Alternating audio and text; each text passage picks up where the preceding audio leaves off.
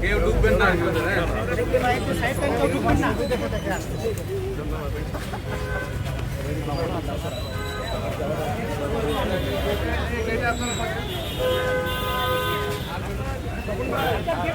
সুযোগ।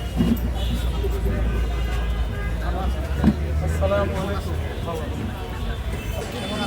দর্শক আপনারা দেখছেন এই মুহূর্তে ডক্টর শফিকুর রহমান মাননীয় বিরোধী দলীয় নেতা এবং ঢাকা মহানগর উত্তর আমির কেন্দ্র পরিদর্শনে এসেছেন এবং এখানে আপনারা দেখছেন তিনি এখানকার